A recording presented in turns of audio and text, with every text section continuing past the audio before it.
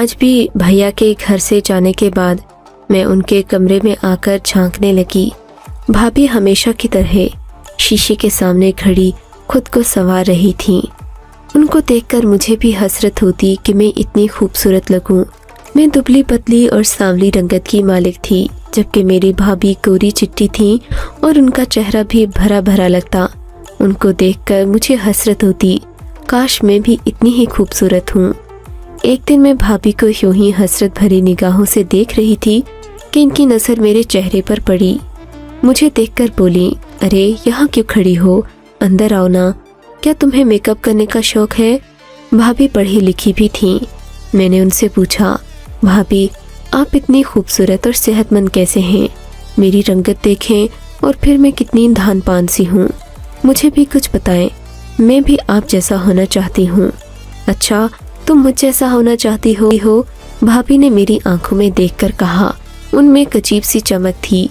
मुझे लगा जैसे वो अभी मेरी बेइज्जती करके अपने कमरे से निकाल देंगी, मगर ऐसा नहीं हुआ। वो उठी और अलमारी से एक काले रंग का बैग निकाला। उसमें तरह तरह की चीज़ें पड़ी हुई थीं, जिनमें क्रीम, लोशन और एक गोलियों का पत्ता भी था। ये पीले रंग के बड़े बड़े कैप्सूल्स थे। भाभी ने मेरी तरफ एक पत्ता बढ़ाते हुए कहा, ये लो, इन्हें सुबह शाम दूध के साथ खा लेना, इनसे तुम्हारा वजन भी बढ़ जाएगा और तुम बहुत खूबसूरत लगोगी।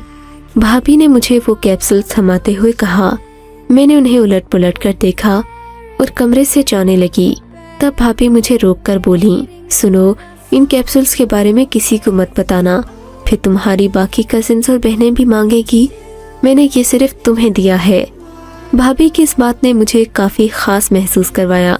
मैं अपने कमरे में आकर कैप्सूल्स छुपा कर रखने लगी। अब मैं रोज़ाना सुबह शाम दूध के साथ एक कैप्सूल ज़रूर खाती। इस बात को तकरीबन 1 महीना ही गुजरा था कि मेरे वजूद में बहुत सारी तब्दीलियां आने लगीं। इनके पेश नज़र में बहुत परेशान थी। मैंने अम्मी से इस बात का जिक्र किया तो बोली, मैं तुम्हें डॉक्टर के पास ले जाऊंगी, इस बात का हल वही जानता है। अभी हम लोग डॉक्टर के पास गए न थे। अम्मा का ध्यान तो इस मसले से हट ही चुका था कि एक दिन मुझे भाभी के कमरे से सरगोशियों की आवाज़ आई। मुझे न जाने क्या सूझी। मैं उनसे काफ़ी दोस्ताना ताल्लुकात रखती थी, इसीलिए भाभी के कमरे में चली गई कि शायद उनकी कोई सहेली आई होगी। मगर ये देखकर मुझे बड़ी हैरत हुई कि भाभी अपना बनाव सिंगार किए मेज़ के सामने बैठी थी। वो फ़ोन पर किसी से बात कर रही थी और उनके चेहरे पर खिलखिलाहट थी। उनके बात करने के अंदाज से साफ लग रहा था कि वो किसी लड़के से बात कर रही हैं। वैसे तो भाभी के कमरे में न अम्मी आती न ही हम लोग जाते, क्योंकि भैया ने हमें मना कर रखा था। उनकी बीवी उनके कमरे में आने जाने से तंग होती, तभी हम लोग मोहतात होकर रहते। मगर आज भाभी की ये हरकत देखकर मेरा तो दिल टूट गया। मैं वहीं से वापस पलट गई। सोचने लगी कि भैया को ये बात किसी तरह बता दूं, मगर फिर सोचा अगर भैया ने इस बात पर यकीन न किया तो क्या करूंगी। खैर मैं चुप हो गई। अगले दिन मैंने खुद ही कमरे के पास से गुजरते हुए भाभी को दोबारा बातें करते सुना तो मैं उनके कमरे में चली गई। भाभी ने मुझे देखते ही झट फोन बंद कर दिया। क्यों आई हो यहाँ? इन्होंने मुझे हकारत से देखते हुए पूछा। अब क्या मांगना है? वो गुस्से में लग रही थीं। भाभी, मांगना तो नहीं है, वो आप किसी से फोन पर बात कर रही थीं। ये अच्छी बात नहीं है। मुझे लगता है आप किसी लड़के से बात करती हैं। मेरी साफ गोई पर भाभी का चेहरा लाल सुर्ख हो गया। तुम्हारी हिम्मत कैसे हुई मुझसे ऐसी बातें करने की? वो मेरा भाई है, लेकिन लगता है तुम्हारा दिमाग इन बातों में ज्यादा ही चलता है। भाभी ने उल्टा मुझे ताने देना शुरू कर दिए। नहीं भाभी, ऐसी तो कोई बात नहीं, मैं शर्मिंदा होकर बोली। हालांकि भाभी खुद किसी से कह रही थी कि मेरी शादी हो गई है, मगर अब भी तुम्हारी याद आती है। खैर मैं उस कमरे से निकल आई। मैंने सोचा कि मैं भाभी को दोबारा समझाऊंगी या अम्मा को बताऊंगी, मगर इस सब की नौबत ही नहीं आई।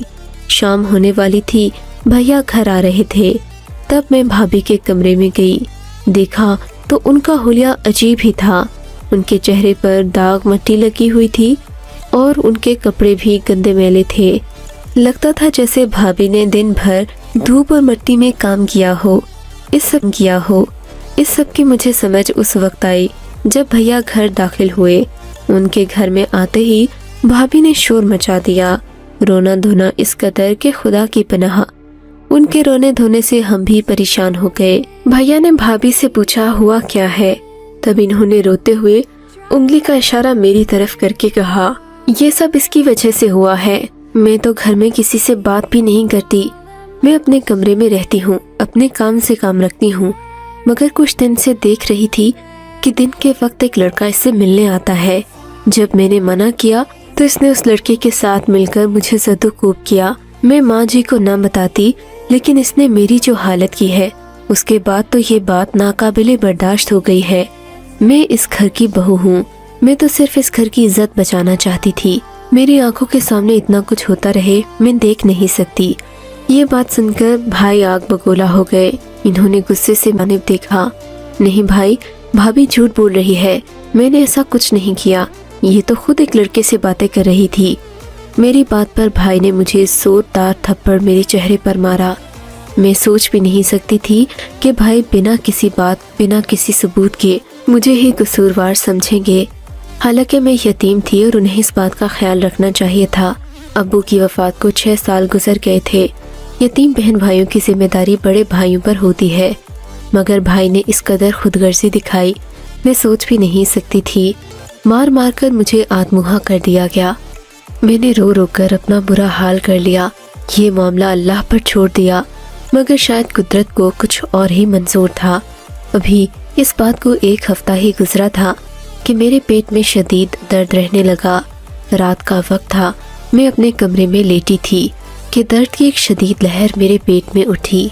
पहले तो मैंने इसे नज़रअंदाज किया, दबे कदमों उठी और जाकर किचन से पानी पी कर आई, मगर फिर भी फर्क नहीं पड़ा। एक गोली खाई जिससे दर्द को आराम आ जाता था, मगर आज मेरी हालत अजीब हो रही थी। मजबूरन तंग आकर मैं अम्मी के कमरे तक गई। दरवाजे पर दस्तक दी। मुझे बहुत डर लग रहा था कि इस वक्त अगर भैया जाग गए तो मुझे इस बात पर अलग से डांट पड़ेगी। अम्मा ने दरवाज़ा खोला तो मैंने उन्हें जल्दी जल्दी में अपना सारा मसला बताया। अम्मा ने मुझे अपने कमरे में बिठाया, गर्म पानी पिलाया और फिर टकोर की, मगर मेरा दर्द बढ़ता ही जा रहा था। इस कदर नाकाबिले बर्दाश्त दर्द मुझे अपनी पूरी ज़िंदगी में पहली बार हुआ था। तब अम्मा को मजबूरन मुझे हस्पताल ले जाना ही पड़ा, मगर रात के इस वक्त हम अकेले कैसे जा सकती थीं। इन्होंने भैया को जगाया। भैया आंखें मलते मलते उठे। उनके पीछे पीछे भाभी भी आ गईं। लगता था जैसे वो मेरा तमाशा देखने आई हैं। मुझ पर अजीब सी मुस्कुराहट थी। लगता था जैसे वो मेरी बेबसी पर हंस रही हो। उस वक्त मैं होशो हवास में न थी कि भाभी की इस चाल को समझ सकती। अम्मा और भाई मुझे हॉस्पिटल लेकर गए। ज़्यादा दूर नहीं था, हमारे घर के पास में ही एक क्लिनिक था जो रात देर तक खुला रहता और लोग आते जाते रहते। यहाँ पर अक्सर औरतें ही आती थीं। अम्मा मुझे अंदर लेडी डॉक्टर के पास लेकर गई। उसने मेरा एक छोटा सा टेस्ट किया। उसके बाद मुझे फ़ौरन एक इंजेक्शन दिया। ये दर्द का इंजेक्शन था जिससे मुझे फौरी आराम आ गया।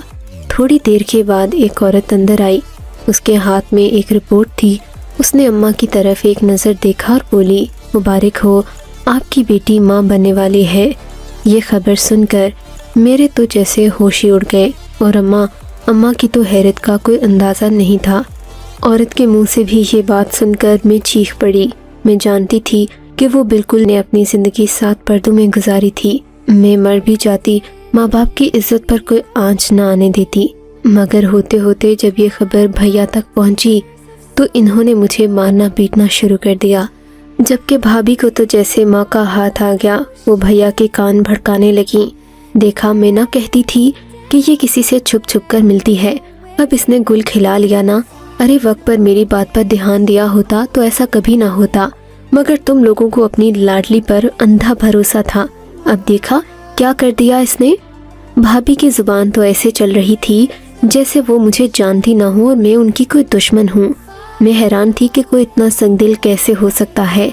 भैया मुझे घसीटते हुए घर ले गए। अम्मा ने रो रो कर अपना माथा पीट लिया। मैं सबको चीख चीख कर यही कह रही थी कि ऐसी कोई बात नहीं है। 2 दिन तक घर वालों ने मुझसे बात नहीं की। جبکہ پورے محلے اور خاندان میں بھابھی کے توسط سے یہ خبر پھیل چکی تھی کہ میں نے ماں باپ کی عزت پر داغ لگا دیا ہے۔ اب تو عورتیں اپنی بیٹیوں کو مجھ سے ملنے بھی نہ دیتی۔ یہ صورتحال میرے لیے بہت تکلیف دہ تھی۔ میں روتی، گڑ گڑاتی، اللہ سے دعائیں مانگتی، مگر کوئی میری بات پر یقین نہ کرتا۔ مجھے اپنا درد تو بھول ہی گیا تھا، جبکہ میرے پیٹ کی تکلیف بڑھتی جا رہی تھی۔ ایک دن میں اماں کے پاؤں پڑ گئی۔ وہ مجھے کھانا دینے آئیں تو میں نے ان کے قدموں میں اپنا سر رکھ دیا۔ اماں، میرا یقین کرو، ایسی کوئی بات نہیں۔ وہ ڈاکٹر جھوٹ بول رہی ہوگی، تم مجھے کسی دوسرے ہسپتال لے جاؤ۔ اگر میں جھوٹی نکلی تو تم جو مرضی کہہ دینا، مگر میری تکلیف کو سمجھنے کی کوشش کرو۔ اگر تم بھی زمانے کے ساتھ مل کر مجھے پتھر مارو گی تو میرا ساتھ کون دے گا؟ اماں نے میری بات کو غور سے سنا۔ میں بہت اعتماد سے یہ بات کہہ رہی تھی، تب ان کا ماتھا ٹھنکا۔ مجھے لے کر وہ ڈاکٹر کے پاس گئیں۔ یہ دوسرا ہاسپٹل تھا اور قدرے بڑا تھا۔ ان لوگوں نے میرا الٹرا ساؤنڈ کیا۔ الٹرا ساؤنڈ کے بعد اماں کو بتایا گیا کہ میں پیٹ کی شدید تکلیف میں مبتلا ہوں۔ اندرونی بندش کی وجہ سے میں ایک ایسی بیماری کا شکار ہو گئی جس کی تشخیص اتنی آسانی سے ممکن نہ تھی۔ بڑی لیبارٹری میں میرا ٹیسٹ کیا گیا، تب پتہ چلا کہ میں ایک شدید عارضے میں مبتلا ہوں۔ اماں نے جب یہ بات سنی تو مجھے پیار کرنے لگی۔ انہوں نے بھیا کو بھی یہ بات بتائی۔ بھیا نے جب یہ سنا تو اپنی بیوی کو اور خود کو کوسنے لگے کہ غصے میں آ کر مجھے مارا پیٹا۔ لیکن اب مسئلہ یہ تھا کہ اس بیماری کی وجہ سے میرے پورے خاندان میں پہلے ہی بدنام ہو چکی تھی۔ اب اگر ہم لوگوں کو لاکھ یہ بھی بتاتے کہ یہ کوئی بیماری ہے تو کوئی نہ مانتا۔ اماں اور بھائی پریشان تھے کہ اب کیا کریں، کیونکہ میری بدنامی کے بعد میرا ایک رشتہ جو بھی چل ہی رہا تھا ان لوگوں نے بھی کر کے منع کر دیا۔ اب تو مصیبتوں نے جیسے ہمارے گھر کا راستہ دیکھ لیا۔ ہم سب پریشان تھے کہ کیا کریں۔ تب ایک دن ہمارے گھر میری بڑی پھپھو آئیں، کہنے لگیں، بیٹی، میں جانتی ہوں کہ سب تمہیں غلط سمجھتے ہیں، مگر میں تمہارے ساتھ ہوں۔ اس مشکل وقت میں نہ صرف تمہارا علاج کروانے کو تیار ہوں بلکہ تمہارا ہاتھ بھی مانگنے آئی ہوں۔ بس تم میرے بیٹے کے اس نقص کو قبول کر لو کہ وہ ذہنی طور پر تھوڑا ناپختہ ہے۔ پھپھو کی بات سن کر میری آنکھوں میں آنسو آ گئے۔ ایک ایسے ناکردہ گناہ کی سزا مجھے دی جا رہی تھی جس کا میں نے سوچا بھی نہیں تھا۔ اب مجھے ایک ایسے شخص کے ساتھ شادی کے بندھن میں باندھا جا رہا تھا جس سے اپنے بارے میں بھی کوئی ہوش نہ تھا۔ میں اپنے آنسو پی کر رہ گئی۔ اس رشتے کی وجہ سے باقی لوگوں کو بھی یقین ہو گیا کہ قصور میرا ہی تھا، ورنہ پھپھو کے پاگل بیٹے کے ساتھ میری شادی کیوں کی جاتی۔ میں روتی دھوتی اپنی پھپھو کے گھر آ گئی۔ پھپھو نے ماں کی طرح میرا خیال رکھا۔ شادی کے بعد میرا علاج بھی مکمل ہو گیا۔ دراصل یہ انہی دواؤں کا اثر تھا جو بھابھی نے مجھے دی تھیں۔ وہ بنا کسی ڈاکٹر کے میں نے جب استعمال کی تو میرا وزن بڑھنے کی بجائے مجھے طرح طرح کی بیماریاں لگ گئیں۔ بہرحال خدا کا شکر کہ میں جلد ہی ٹھیک ہو گئی۔ 4 سالوں میں اللہ تعالیٰ نے مجھے ایک بیٹا بھی دے دیا۔ خدا کا شکر کہ میرا بیٹا اپنے باپ پر نہیں بلکہ مجھ پر گیا تھا۔ وہ بہت ہی خوبصورت اور ذہین بچہ تھا۔ میری شادی کے 15 سال بعد حالات بدل چکے تھے۔ لوگ اس واقعے کو بھول چکے تھے کہ ایک دن میرا اپنے گھر جانا ہوا۔ اب میں میکے کم ہی جاتی تھی کیونکہ اماں تو کب کی وفات پا چکی تھی۔ بس بھیا سے ملنے کبھی کبھی چلی جاتی۔ اس دن جب میں بھیا کے گھر جا رہی تھی تو گلی میں کچھ لوگ جمع تھے۔ سب لوگ کھڑے باتیں کر رہے تھے۔ مجھے آتا دیکھ کر محتاط ہو گئے۔ یہ دیکھ کر میرے دل میں ہول اٹھنے لگے۔ خدا جانے ایسی کیا اندھناک خبر ہے جو مجھ سے چھپائی جا رہی ہے۔ کہیں بھیا یا بھابھی کو کچھ ہو تو نہیں گیا۔ میں لوگوں کے ہجوم کو چیرتی آگے بڑھی۔ ہماری گلی کا ہر بندہ ایک ہی بات کر رہا تھا۔ میرے بھائی کے بارے میں افسوس کیا جا رہا تھا۔ میں جلدی گھر پہنچی تو صحن میں بھابھی بیٹھی رو رہی تھی۔ انہوں نے رو رو کر اپنی آنکھیں لال کر لیں۔ مجھے دیکھ کر اٹھ کھڑی ہوئی۔ بھابھی کیا ہوا؟ آپ اس طرح کیوں رو رہی ہیں؟ تب بھابھی نے میرے قدموں میں بیٹھ کر میرے پاؤں کو ہاتھ لگایا۔ مجھے معاف کر دو ماریا، میں نے تمہارے ساتھ بہت غلط کیا۔ کیوں بھابھی، آپ ایسا کیوں کہہ رہی ہیں؟ ان کی حالت کے پیش نظر میں نے ذرا نرمی سے کہا، ہاں تمہاری ہی تو بد دعا لگی ہے مجھے، میری بیٹی۔ भाभी से तो ठीक तरह बात भी ना हो रही थी। मैं उनसे अभी बातें पूछ ही रही थी कि दरवाजा खोलकर भाईजान अंदर दाखिल। उनके साथ छोटी शाहीना भी थी। शाहीना को बालों से पकड़ रखा था और उसे मारते पीटते कमरे के अंदर ले गए। कमरे में बेड पर पटका और बाहर से कुंडी लगाकर आकर भाभी को डांटने लगे, तुमसे एक बेटी की तरबियत ना हो सकी। भैया के चिल्लाने पर मैं भी सहम गई। भैया, आखिर हुआ क्या है? आप भाभी को क्यों डांट रहे हो? मैंने भाई से पूछा। इन्होंने मेरी बात का जवाब ना दिया और ज़ेरे लब ही कुछ बुड़बुड़ाते हुए अपने कमरे में चले गए। मैं देखती रह गई। तब भाभी को सहारा दिया, पानी पिलाया तो इन्होंने बताया कि उनकी छोटी बेटी जो आजकल स्कूल जाती है कुछ दिनों से गुमसुम रहने लगी थी। हमने जाकर स्कूल में पता किया कि शायद कोई परेशानी हो। तब स्कूल वालों ने बताया कि आपकी बेटी तो स्कूल आती ही नहीं, उसे स्कूल आए हुए कई दिन हो गए हैं। ये खबर सुनकर भाई और भाभी के तो होश उड़ गए। इन्होंने सोचा नहीं था कि इनके बच्चे इन्हें यूं धोखा देंगे। बेटी के बारे में तफ्तीश करने पर पता चला कि वो किसी लड़के से मिलने जाती है। शाहीना से पूछगछ की तो उसने साफ इनकार कर दिया। पहले तो माँ बाप के डर से खामोश रही, फिर सबके सामने एतराफ़ कर लिया कि वो एक लड़के से मोहब्बत करती है। भाईजान को अपनी बेटी की इस बात पर गुस्सा तो बहुत आया, मगर इन्होंने फिर भी अपनी बेटी को एक मौका दिया कि वो संभल जाए, क्योंकि वो लड़का जिसे वो पसंद करती थी, भाईजान के तहकीक करने पर पता चला कि वो इससे पहले भी कई लड़कियों के केस में जेल जा चुका है। इसके अलावा वो शादीशुदा और 2 बच्चों का बाप था। भाईजान चूंकि मेरे वाले वाक़े से काफ़ी रंजीदा थे, अपनी बेटी पर सख्ती नहीं करना चाहते थे। इन्होंने अपनी बेटी को मोहब्बत से समझाया, मगर बेटी ने बाप का मान नहीं रखा और उस लड़के से मिलने जाती रही। यही नहीं, उसने भागने का भी फैसला कर लिया। एक दिन जब वो स्कूल से ज़्यादा देर के लिए गायब हुई तो स्कूल वालों ने भाई साहब इत्तला कर दी। भाई साहब ने जब लोगों से पूछगछ की तो लोगों ने उसके बारे में ऐसी बातें की कि खुदा की पनाह। जिस तरह मैं बदनाम हुई थी, ठीक उसी तरह भाभी की बेटी के बारे में भी मोहल्ले में बातें होने लगीं। यहाँ तक कि भाईजान ने उसे स्कूल से उठवा लिया। मैं जिन हालात से गुजर चुकी थी, उनकी तकलीफ को खूब समझती थी। ऐसे वक्त में मेरे जख्म हरे तो हुए, मगर मैंने अपनी भाभी की बेटी के बारे में एक भी मनफी बात नहीं की, बल्कि अपने देवर के बेटे का रिश्ता अपनी भतीजे से करवा कर हमेशा के लिए अपनी भाभी को